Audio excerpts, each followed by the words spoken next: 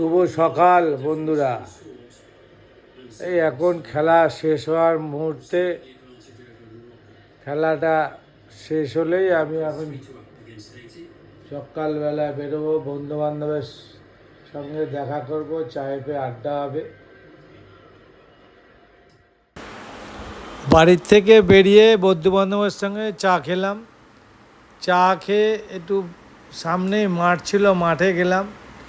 দেখলাম খুব সুন্দর, বাচ্চারা সব খেলছে, প্র্যাকটিস করছে, দৌড়াচ্ছে, দেখেও খুব ভাল লাগলো যে ভোরবেলা উঠে বাচ্চারা ফোন ছেড়ে কী সুন্দর এখনও রয়েছে বাইরে। তারপরে ওখান থেকে আসলাম নকুলেশ্বরের মন্দিরে, আমাদের সামনেই বাজারে।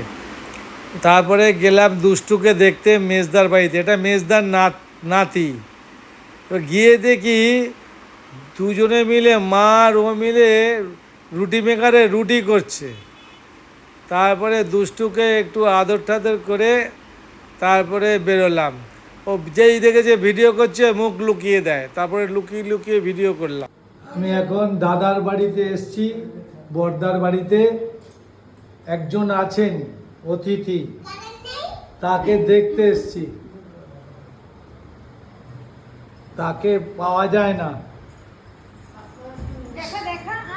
7টা থেকে 10:30 পর্যন্ত পড়তে যায়।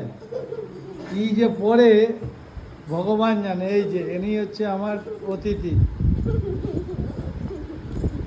এই যে দাদার বাড়ির মন্দির, কি সুন্দর। এখন দাদা লাইট জ্বালিয়ে দিল মন্দিরটায়, সুন্দর লাগছে।